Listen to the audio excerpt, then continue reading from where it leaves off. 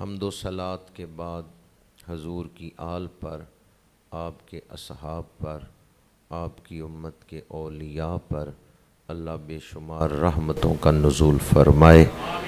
دنیا میں ہمیں ان کے نقش قدم پر چلنے کی توفیق عطا فرمائے اور آخرت میں ان صالحین کی معیت عطا فرمائے۔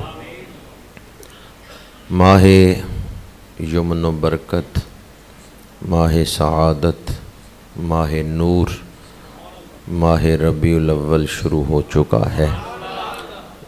عید نبوی کا زمانہ آ گیا، لب پہ خوشیوں کا ترانہ آ گیا۔ اس مہینے کو یہ شرف حاصل ہے کہ اس کی 12ویں صبح سید الکائنات، سید الخلائق، امام الانبیاء صلی اللہ علیہ وآلہ وسلم کا ظہور قدسی ہوا ہے۔ میرے اور آپ کے آقا کریم کا میلاد پاک اس مہینے کی 12ویں صبح کو ہوا، تو اس مناسبت سے آج چند گھڑیاں آپ کے سامنے گفتگو کروں گا۔ اللہ کریم مجھے حق گوئی کی توفیق عطا فرمائے۔ قرآن پاک میں متعدد مقامات پر اللہ کریم نے حضور کی شانیں بیان فرمائیں، تو وہ شانیں بیان کرنے کے جہاں اور بہت سارے مقاصد اور حکمتیں ہیں، وہیں ایک حکمت یہ بھی ہے کہ میں نے اتنی شانوں والا رسول تمہیں عطا کیا ہے، تم میرا شکرانہ کرو۔ اللہ کریم نعمت عطا کرے اور انسان شکرانہ نہ کرے تو وہ بے قدرہ ہے، ناشکرہ ہے، احسان فراموش ہے۔ تو اللہ تعالیٰ کو یہ بات پسند ہے کہ اس کی نعمت کا شکرانہ کیا جائے۔ فاذکرونی اذکرکم واشکروا لی ولا تکفروا، فرمایا میرا شکرانہ کرو، کفران نعمت نہ کرو۔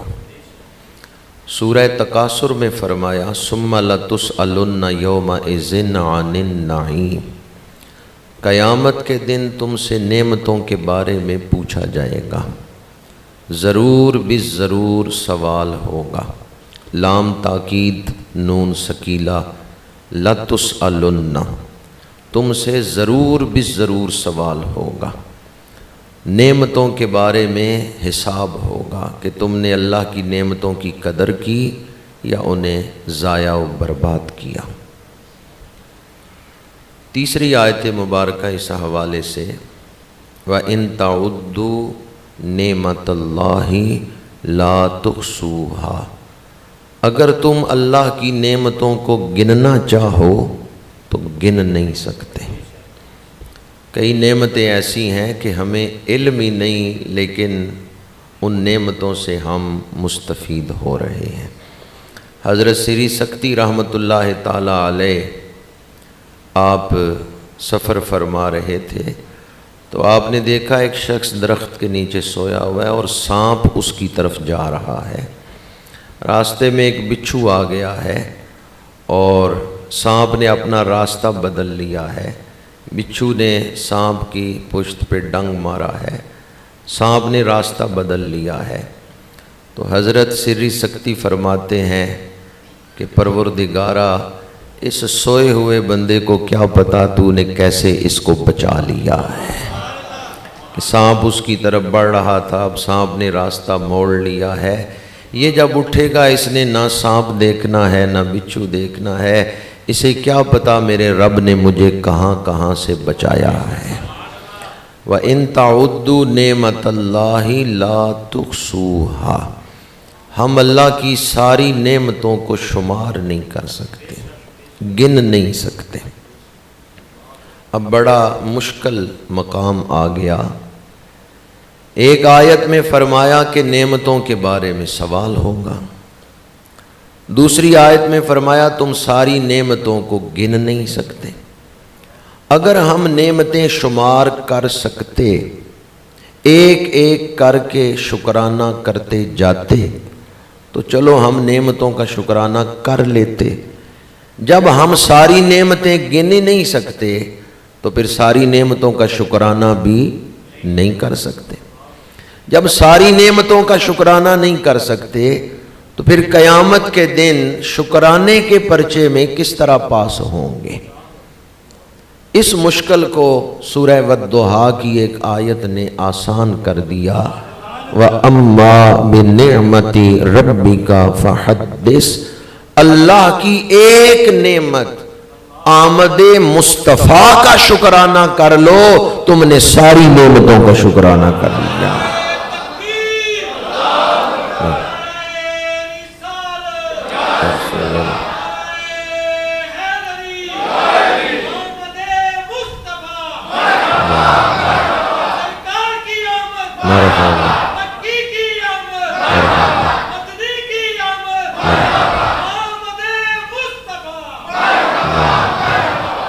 وَأَمَّا بِنِعْمَةِ رَبِّكَ فَحَدِّثْ. اللہ کی ایک نعمت بعثت مصطفیٰ کا شکرانہ کر لو، تم نے اللہ کی ساری نعمتوں کا شکرانہ کر لیا ہے. حضور سب سے بڑی نعمت ہے، تو جس نے سب سے بڑی نعمت کا شکرانہ کر لیا اس نے ساری نعمتوں کا شکرانہ. باقی جتنی نعمتیں ہیں حضور کا صدقہ ہی مل رہی ہیں. لا ورب العرش، جس کو جو ملا ان سے ملا، بٹتی ہے کونین میں نعمت رسول اللہ کی. جس نے باعث تخلیق کائنات کی آمد کا شکریہ ادا کر لیا، وما ارسلناک الا رحمتا للعالمین، جس نے رحمت للعالمین کی آمد کا شکریہ ادا کر لیا اس نے ساری نعمتوں کا شکرانہ ادا کر لیا. اس لیے ہم یوں تو پورا سال شکرانہ کرتے ہیں، محافل میلاد ہوتی رہتی ہیں، لیکن اس مہینے میں بطور خاص شکرانے کی نیت سے ہم محافل میلاد اور جلوس میلاد کا اہتمام کرتے ہیں. حضور کی آمد اللہ تعالیٰ کی سب سے بڑی نعمت ہے جو اللہ تعالیٰ نے ہمیں عطا فرمائی.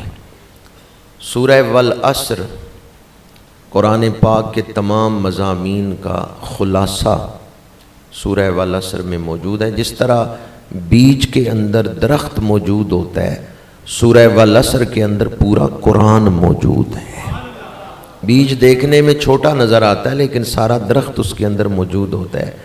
یہ سورہ مبارکہ چند الفاظ پر مشتمل ہے لیکن قرآن پاک کا خلاصہ اس کے اندر موجود ہے.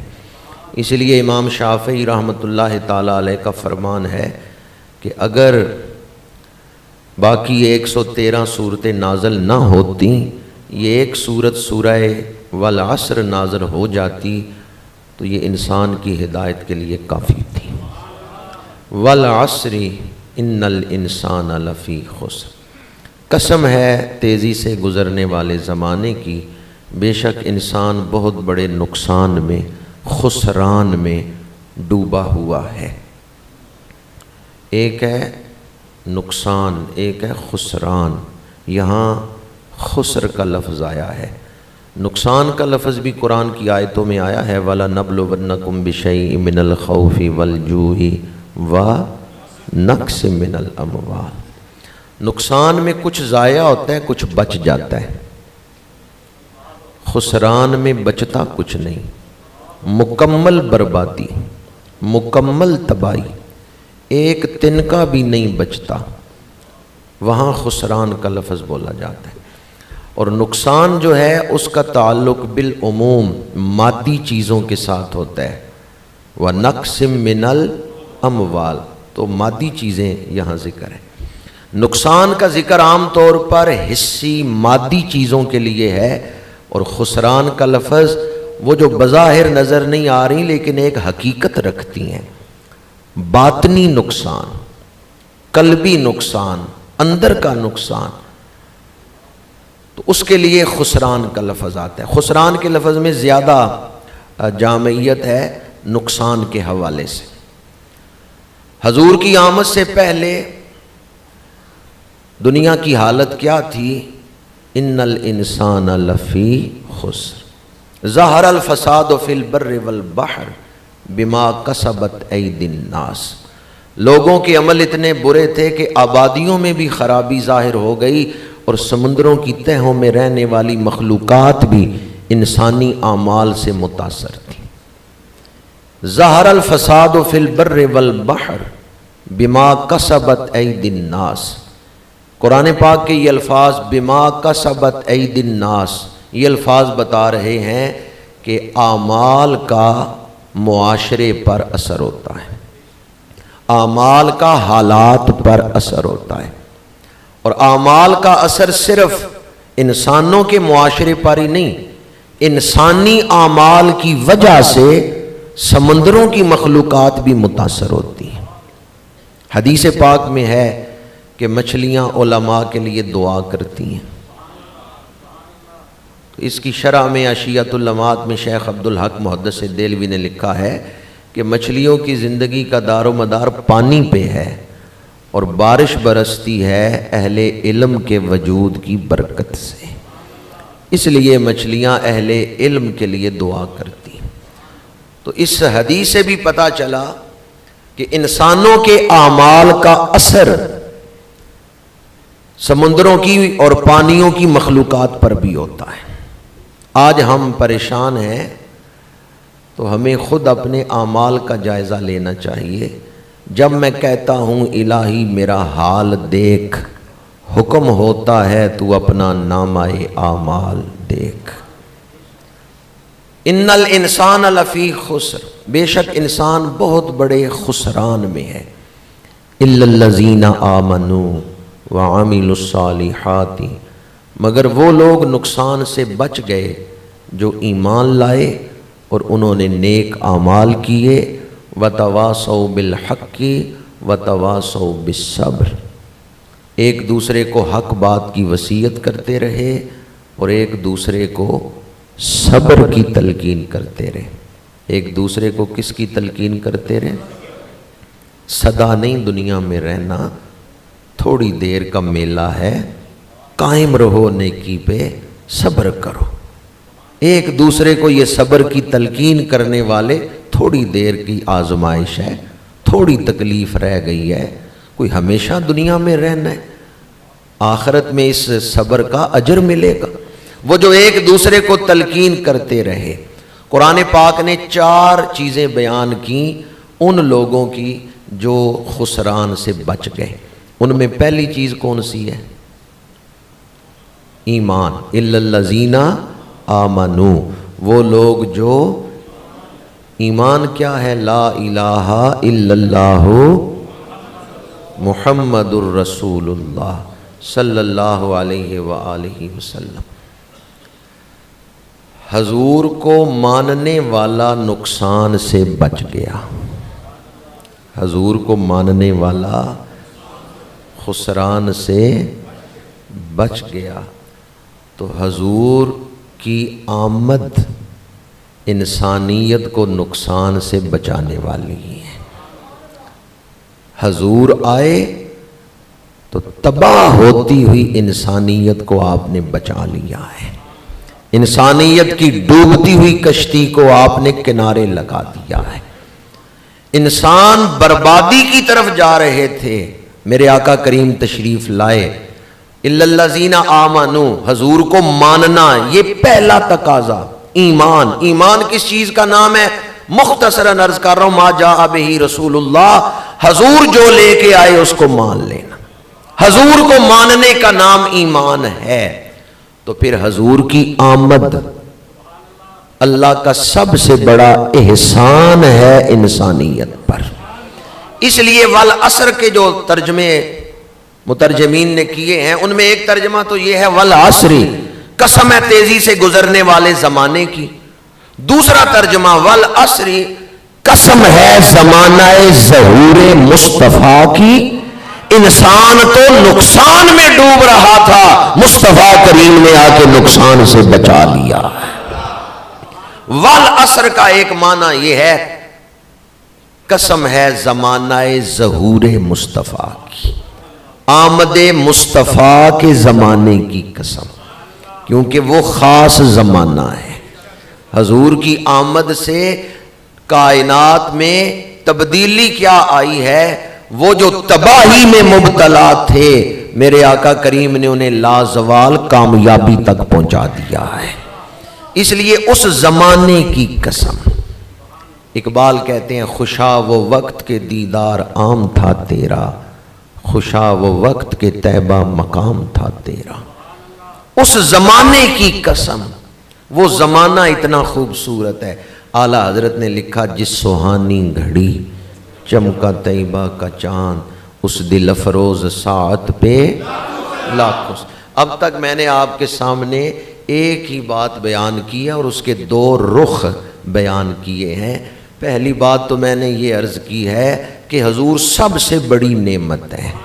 جس نے حضور کی آمد کا شکرانہ ادا کر لیا اس نے اللہ کی ساری نعمتوں کا شکرانہ۔ اور دوسری بات میں نے عرض کی کہ انسان تباہی میں مبتلا تھے، انسان گمراہی میں مبتلا تھے۔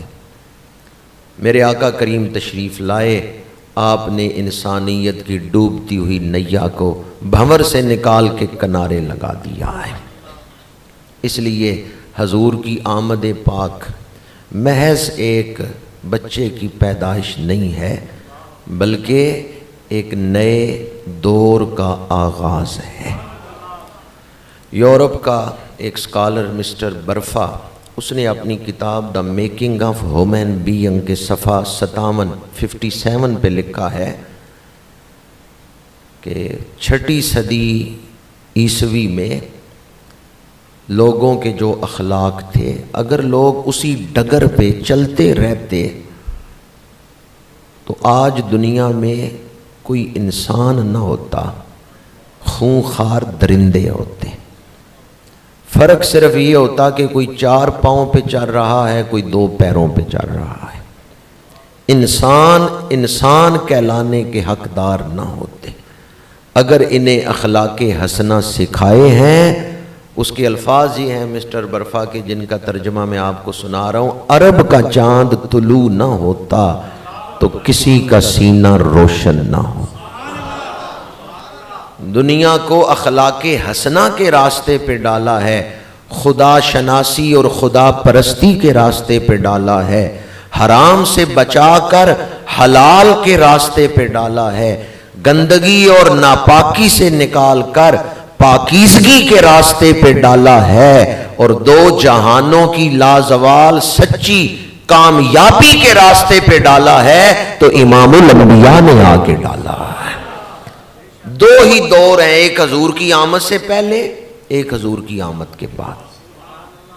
حضور کی آمد سے پہلے کہیں کہیں انبیاء کی آمد نظر آتی ہے اور کچھ لوگوں کا کلمہ پڑھنا اور ان کے پیچھے چند لوگوں کا چلنا نظر آتا ہے، ورنہ بالعموم حضور کی آمد سے پہلے جو حالت تھی دنیا بھر میں گمراہی پھیل چکی تھی۔ حضور تشریف لائے، بہاریں آ گئیں، وہ سوئے لالہ زار پھرتے ہیں، تیرے دن اے بہار پھرتے ہیں۔ حضرت ابراہیم علیہ السلام انہوں نے دعا مانگی، ربنا وابعث فیہم رسولا منہم یتلو علیہم آیاتک ویعلمہم الکتاب والحکمت ویزکیہم۔ پروردگار وہ شانوں والا رسول بھیج دے جو ان لوگوں کو تیری آیتیں پڑھ کے سنائے اور انہیں کتاب و حکمت کی تعلیم دے۔ کیا سکھائے؟ کتاب و وَيُعَلِّمُهُمُ الْكِتَابَ وَالْحِكْمَةَ، اور انہیں کتاب و حکمت سکھائے۔ وہ رسول بھیج دے جو انہیں کتاب و حکمت کیا ہے؟ مفسرین نے لکھا ہے زندگی گزارنے کی جانچ، زندگی گزارنے کا ڈھنگ، تقدیر کے راز سمجھنے کی صلاحیت۔ ہم ڈسٹرب وہاں ہوتے ہیں جہاں تقدیر کچھ اور چاہتی ہے، ہم کچھ اور چاہتے ہیں۔ وہاں ہم ڈسٹرب ہو جاتے ہیں. میں یہ چاہتا ہوں اس طرح ہو. کائنات تیرے چاہنے سے نہیں بنی، جس نے کائنات بنائی ہے وہ اس کو چلا رہے ہیں اپنی مرضی سے. ہم ڈسٹرب وہاں ہوتے ہیں جہاں میری مرضی کچھ اور ہے، کائنات بنانے والے کی مرضی کچھ اور ہے. حکمت کا ایک معنی یہ ہے تقدیر کے رازوں کو سمجھ لینا، تقدیر کے رازوں پر اپنے آپ کو ڈھال لینا. اور اس کے لیے آسان سا لفظ جو ہمارے ہاں بولا جاتا ہے، جو میرے رب کی رضا ہے. جیویں پیارا راضی ہوئے مرضی ویخ سجن دی، جے تو مرضی اپنی لوڑے اے گل کدے نہ. یعلمہم الکتاب والحکمت. حضرت ابراہیم کی دعا میں کتنی جامعیت ہے. لوگ زندگی کی آزمائش میں ڈالے گئے، یا اللہ وہ رسول بھیج دے جو انہیں زندگی گزارنا سکھا دے، جو انہیں زندگی گزارنے کا ڈھنگ سکھا دے، مختلف حالات میں کیا رویہ ہونا چاہیے انہیں سکھا دے. کیا حضور نے نہیں سکھایا؟ میرے آقا کریم نے حق ادا کر دیا ہے امت کو سکھانے کا. بہت ساری احادیث ہیں، وقت نہیں کہ میں اس تشریح میں جاؤں، وہ ایک الگ عنوان ہے. صرف بطور مثال ایک دو احادیث عرض کر رہا ہوں. فرمایا مومن ہر حال میں نفع میں رہتا ہے، دکھ آئے صبر کرتا ہے، آخرت میں اجر ملے گا.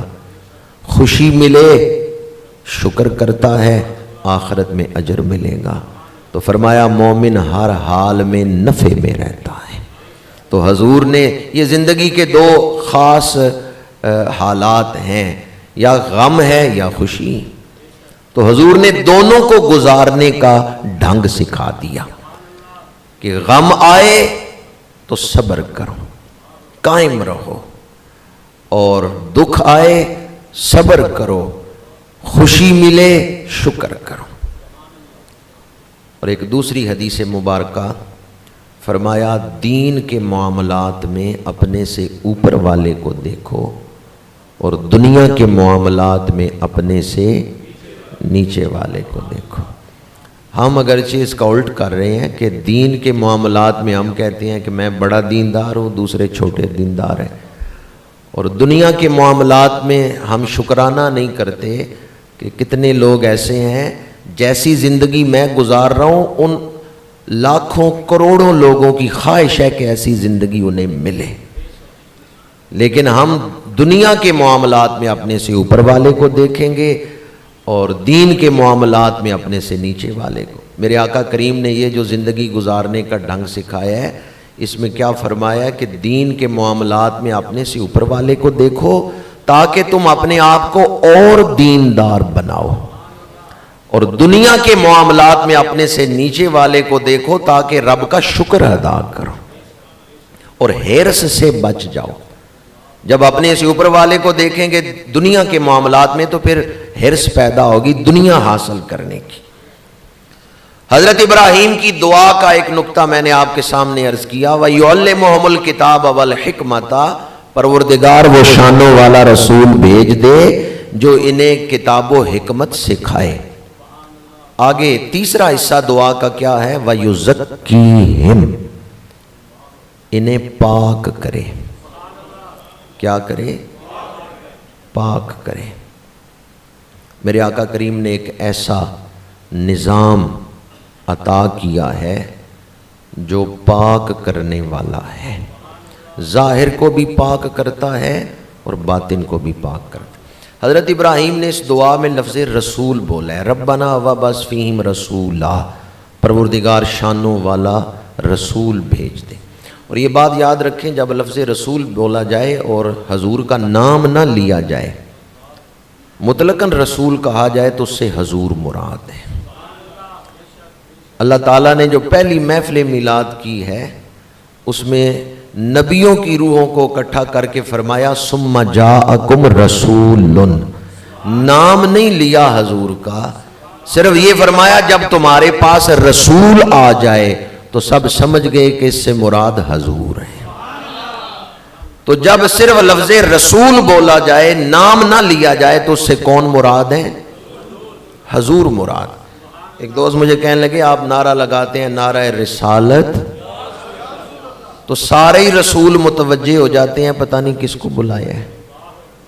تو نام لینا کس کو آپ بلا رہے ہیں.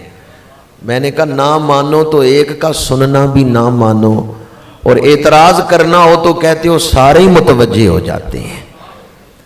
یہ بات یاد رکھیں، جب لفظ رسول بولا جائے اور نام نہ لیا جائے تو اس سے حضور مراد ہے. اللہ تعالیٰ نے فرمایا ہے نبیوں میں تمہیں کتاب و حکمت عطا کروں گا، شانیں عطا کروں گا. ثم جاءکم رسول مصدق لما معکم، پھر جب وہ شانوں والا رسول آ جائے جو تمہاری تصدیق کرنے والا ہے، لَتُؤْمِنُنَّ بِهِ وَلَتَنْصُرُنَّ، تو ضرور بھی ضرور اس نبی پہ، اس رسول پہ ایمان لانا، ان کی خدمت کرنا، نصرت کرنا. اس آیت کی تفسیر میں مفسرین نے لکھا ہے ہر نبی نے کم از کم ایک محفل میلاد کی ہے. ہر نبی نے کم از کم ایک دفعہ اپنی امت کے سامنے حضور کی آمد کا ذکر کیا ہے، نشانیاں بتائی ہیں کہ ان شانوں والا رسول آئے تو کلمہ پڑھ لینا. وعدہ رب نے کن سے لیا؟ رسولوں سے. رسولوں نے اپنی امتوں کو حضور کی پہچان کروائی. جیسے ہم اپنے بچوں کو یاد کرواتے ہیں نا 6 کلمے ہیں، نمازیں کتنی ہیں؟ 5. ہم اپنے بچوں کو یہ بنیادی چیزیں یاد کرواتے ہیں، یقیناً آپ سارے کرواتے ہوں گے. یہودی اور عیسائی اپنے بچوں کو حضور کی نشانیاں یاد کرواتے تھے. وہ حضور کی نشانیاں یاد کرواتے تھے، ان نشانیوں والا رسول آئے گا. حضرت یہ صرف سمجھانے کے لیے مثال عرض کر رہا ہوں، واقعہ نہیں بیان کروں گا. حضرت سلمان فارسی یورپ میں رہتے تھے، اٹلی میں رہتے تھے. بشپ سے حضور کی نشانیاں سنی، عرب میں آئے، مدینہ منورہ آئے، حضور کی زیارت کی، نشانیاں دیکھیاں، کلمہ پڑھ لیا. اور نشانیاں کیا تھیں؟ آخری نبی صدقہ نہیں کھاتا، آخری نبی ہدیہ قبول کرتا ہے، اور آخری نبی کے 2 کاندھوں کے درمیان مہر نبوت ہے. تو اس بشپ نے یہ نشانیاں کیسے بیان کی؟ اس بشپ کہتے ہیں یہ پادریوں کا بھی استاد ہوتا ہے. عیسائیوں کا مذہبی رہنما پادری، لیکن پادریوں کا بھی جو بڑا استاد ہوتا ہے اسے بشپ، جو مرکزی پادری ہوتا ہے. اس پادری نے یہ نشانیاں کہاں سے سنی تھیں؟ نسلاً بعد نسلاً یہ نشانیاں ان میں بیان ہوتی آئی تھیں.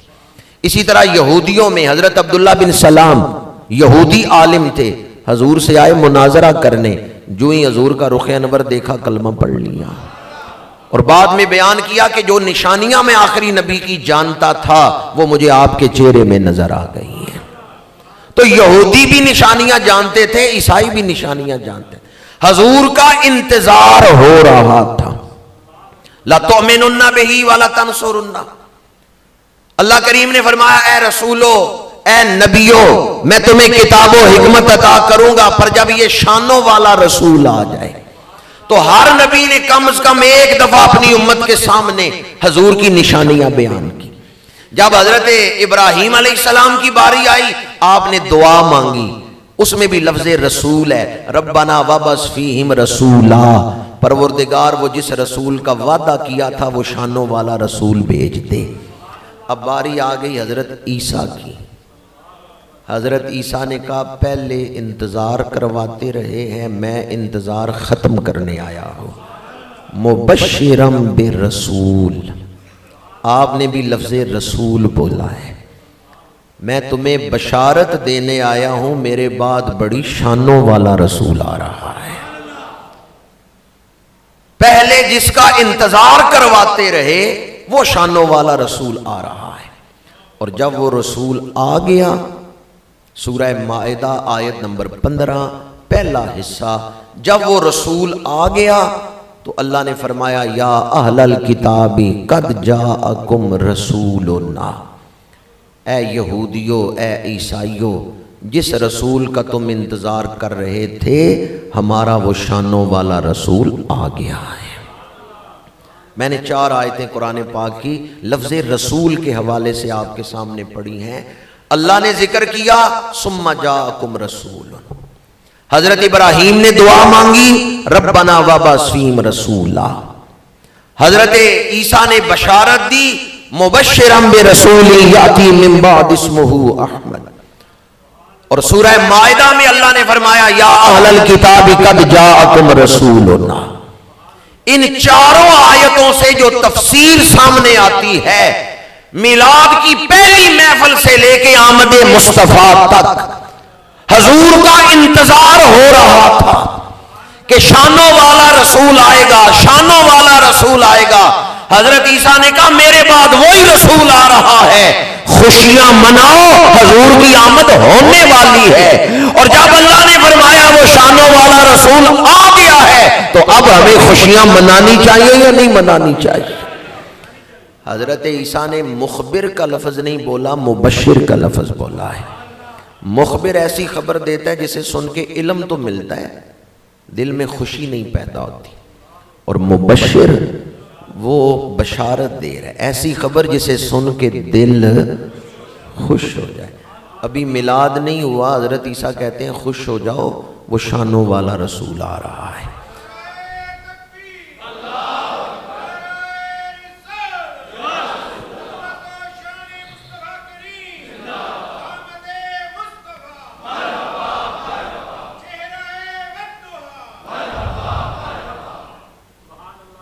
حضور آئیں اور بندہ شکرانہ نہ کرے، اس سے بھی بڑا کوئی بدبخت ہے، اس سے بھی بڑا کوئی ناشکرا ہے، اس سے کوئی بڑا ناقدرہ ہے کہ جسے نعمت کی قدر ہی نہیں۔ حضور کی آمد پہ خوشی فرض ہے۔ شرعی حیثیت عرض کر رہا ہوں میلاد منانے کی، حضور کی آمد پر مطلقاً خوشی یہ کیا ہے؟ فرض ہے۔ ہاں خوشی کے اظہار کے لیے جلوس نکالنا، محفل میلاد کرنا یہ مستحب ہے، یہ مستحب ہے۔ خوشی کے اظہار کے طریقے مختلف ہو سکتے ہیں۔ میرے آقا کریم ہر سوموار کو روزہ رکھتے تھے، میلاد مناتے ہیں، اللہ کا شکرانہ کرتے ہیں۔ ہر سوموار کو حضور روزہ رکھتے ہیں، تو روزہ رکھ کے بھی میلاد منایا جا سکتا ہے۔ کوئی مریض غریب ہے، دوائی نہیں خرید سکتا، آپ اسے اپنے پیسوں سے دوائی خرید دیتے ہیں اور نیت کرتے ہیں میں حضور کی آمد پر خوشی کی نیت سے یہ نیکی کر رہا ہوں، تو یہ بھی میلاد منانا ہی ہے۔ کسی بھوکے کو کھانا کھلا دیتے ہیں، کھانا آپ نے بھوکے کو کھلایا ہے لیکن نیت حضور کی آمد پر خوشی ہے، تو یہ بھی میلاد کرنا ہی ہے۔ کوئی غریب طالب علم ہے، اس کے تعلیمی اخراجات اٹھا لیے ہیں، یہ بھی میلاد منانا ہی ہے۔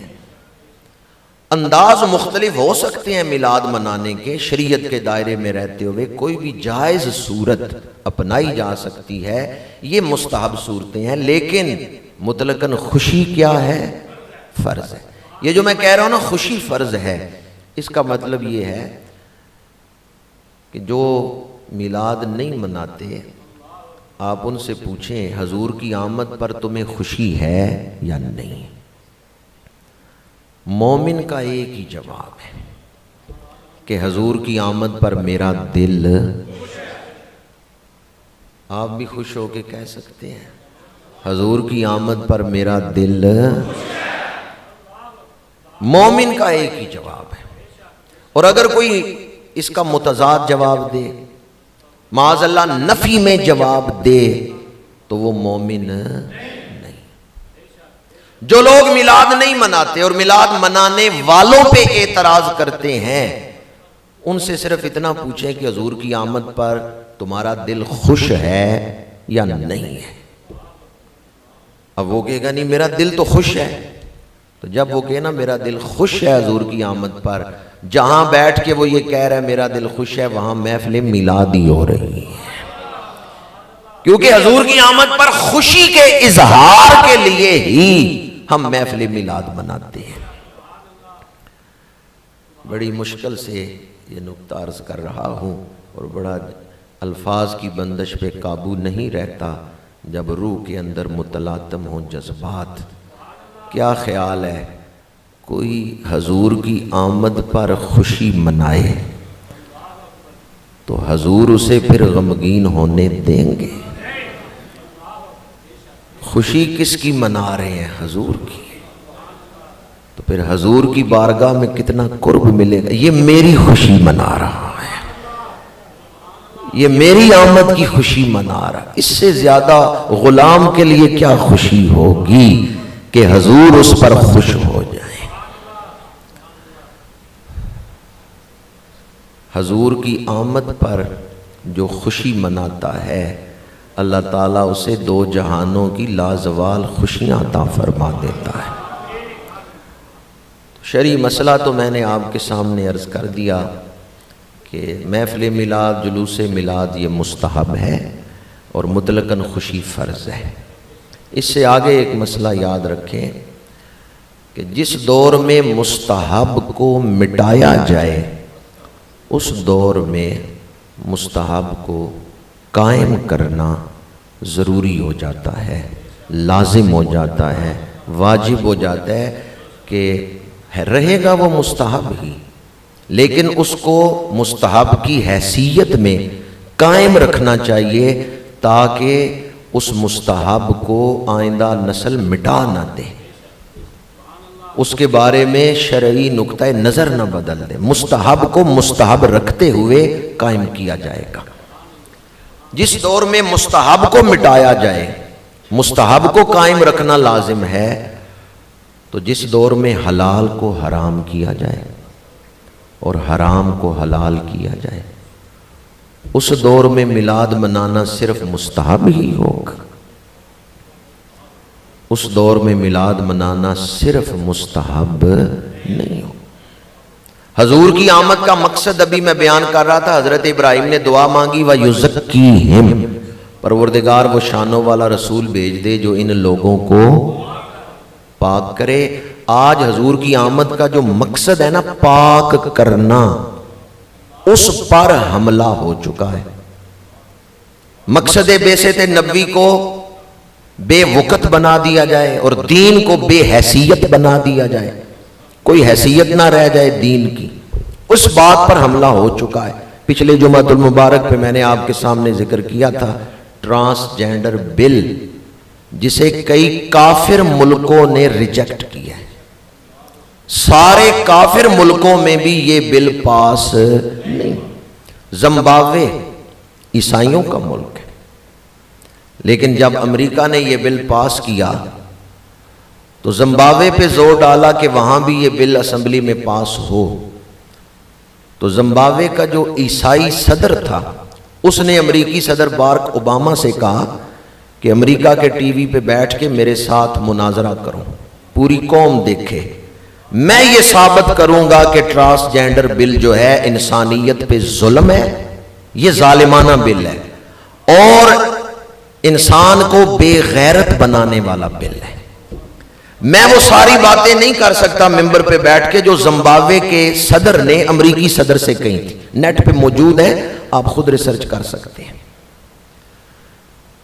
زمبابوے مسلمانوں کا ملک نہیں، اور جو صدر تھا وہ عیسائی تھا، اس نے اپنے ملک میں یہ بل پاس نہیں ہونے دیا۔ اس نے ایک دو ایسی باتیں کی کہ باراک اوباما خاموش ہو گیا، وہ اس کا جواب نہیں دے سکا۔ زمبابوے کے صدر نے کہا یہ ظالمانہ بل ہے اور یہ انسان کو بے غیرت بنا دینے والا بل ہے۔ اس عیسائی نے اپنے ملک میں یہ بل نہیں پاس ہونے دیا۔ کیا آج ہم زمبابوے کے عیسائیوں سے بھی نیچے چلے گئے کہ ہم نے یہ بل اپنے ملک میں پاس کر لیا؟ دنیا میں صرف 5-6 ملک ہیں جن میں یہ بل پاس ہوا ہے۔ حضور آئے پاک کرنے، اور یہ بل کیا کر رہے ہیں؟ پاکستان کو پلیدستان بنانے کے لیے اینٹ رکھ دی گئی۔ یہ مسئلہ میں نے پہلے بھی کبھی آپ کے سامنے بیان کیا تھا۔ نکاح ہوا ہے میاں بیوی کا شرعی تقاضوں کے مطابق، گواہوں کی موجودگی میں حق مہر کے ساتھ میاں بیوی کا نکاح ہوا ہے۔ نکاح کے بعد حلال طریقے سے ان کا وجود ملا ہے، لیکن غسل فرض ہو گیا، جسم ناپاک ہو گیا۔ میاں بیوی نے گناہ کیا نہیں، حلال طریقے سے جسم ملا ہے، پھر بھی جسم ناپاک ہو گیا۔ جو کام حلال طریقے سے ہو پھر بھی جسم پلید ہو رہا ہے۔ غسل جنابت والا غسل نہ کرے، قرآن کو ہاتھ لگا سکتے ہیں، نماز پڑھ سکتے ہیں۔ جہاں حلال طریقے سے بھی جسم ناپاک ہوتا ہے، وہاں اگر ہو ہی حرام طریقہ تو پھر ناپاکی کتنی ہوگی۔ اس دفعہ میلاد اس انداز میں منائیں کہ دنیا کو پتہ چلے اس ملک کے لوگ اسلام کو چاہتے ہیں، اسلام کو پسند کرتے ہیں۔ میلاد منانے کا جو مقصد ہے، حضرت استاذ العلماء علامہ عبدالنبی کوکب صاحب رحمۃ اللہ تعالیٰ علیہ ماضی قریب کے ایک بزرگ گزرے ہیں، اہل سنت کے بڑے مایہ ناز عالم دین تھے۔ وہ لکھتے ہیں، کہتے ہیں بڑی حیرت کی بات ہے کہ مسلمان میلاد منائیں گے بڑے جوش سے، لیکن پیغام مصطفیٰ کے لیے ان کے سینے میں کوئی درد نہیں ہے، مشن مصطفیٰ کے لیے ان کے دل میں کوئی جذبہ نہیں ہے۔ یہ ان کے الفاظ ہیں جو میں آپ کو سنا رہا ہوں۔ ان کا جوش و خروش سے میلاد منانے والے خود حضور کے حکموں کو توڑ رہے ہوتے ہیں۔ تو اس لیے ہمارے بزرگوں نے ہمیں ایک نعرہ دیا کہ میلاد مناؤ، سیرت اپناؤ۔ میلاد مصطفیٰ مناؤ، پیغام مصطفیٰ اپناؤ۔ میلاد مصطفیٰ مناؤ، پیغام مصطفیٰ اپناؤ۔ تو آئیں آج ارادہ کرتے ہیں کہ انشاءاللہ جو مشن حضور نے اپنی امت کو دیا ہے، ہم اس جھنڈے کو گرنے نہیں دیں گے۔ قرآن پاک میں اللہ کریم نے اس مشن کو بیان کیا ہے، کنتم خیر امت اخرجت للناس تأمرون بالمعروف وتنہون عن المنکر۔ فرمایا تم ساری امتوں سے افضل ہو، بہتر ہو، تم نیکی کا حکم دیتے ہو، برائی سے روکتے ہو۔ امر بالمعروف اور نہی عن المنکر، یہ فرض ہے امت مسلمہ پر کہ نیکی کا حکم دے، برائی سے روکے۔ میلاد ہر سال ہی آپ مناتے ہیں، لیکن آئیں آج ارادہ کرتے ہیں پچھلے سالوں سے بڑھ کر اس دفعہ میلاد منائیں گے۔ اپنی زندگی کا سب سے یادگار میلاد منائیں گے۔ اچھا مجھے تو نہیں پتا کہ آئندہ سال میلاد کے مہینے میں میں موجود ہوں گا یا نہیں، آپ کو پتہ ہے؟ تو اس دفعہ میلاد ملا ہوا ہے، مہینہ نصیب ہے تو شاندار طریقے سے منا لیں۔ اگلے سال پتہ نہیں میلاد کا مہینہ نصیب ہوگا یا نہیں ہوگا۔ اپنی زندگی کا یادگار میلاد منائیں۔ اعلیٰ حضرت نے لکھا ہے، حشر تک ڈالیں گے ہم پیدائش مولا کی دھوم، مثل فارس نجد کے قلعے گراتے جائیں گے۔ حضور کا میلاد یہ اسلام کی تبلیغ کا ذریعہ ہے، جو اعلیٰ حضرت کے شعر میں مضمون موجود ہے۔ حشر تک ڈالیں گے ہم پیدائش مولا کی دھوم۔ دھوم کا لفظ بھی قابل غور ہے کہ میلاد یوں منائیں پتہ چلے غلام اپنے آقا کی خوشی منا رہے ہیں۔ حشر تک ڈالیں گے ہم پیدائش مولا کی دھوم، مثل فارس نجد کے قلعے گراتے جائیں گے، اور خاک ہو جائیں عدو جل کے مگر ہم تو رضا، دم میں جب تک دم ہے ذکر ان کا، ذکر ان کا۔ ایک تو اپنے گھروں کی چھتوں پہ کم از کم ایک جھنڈا میلاد کا لگائیں۔ دوسرا چراغاں کریں اپنے گھروں پہ، لائٹنگ لگائیں۔ یہ لائٹیں جو ہم میلاد پہ لگاتے ہیں یہ صرف گلیاں نہیں روشن کرتی، یہ سینہ بھی روشن کرتی ہیں اور قبریں بھی روشن کرتی ہیں۔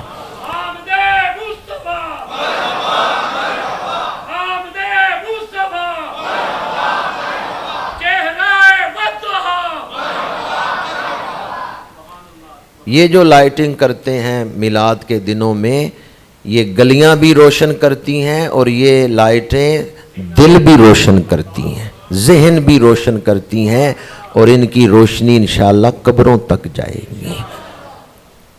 حضور کی آمد پر جس بھی انداز میں ہو بھرپور طریقے سے خوشی کا اظہار کریں اور حضور کے ارشادات عالیہ پہ، شریعت مطہرہ پہ عمل کرنے کا عزم کریں، ارادہ باندھیں۔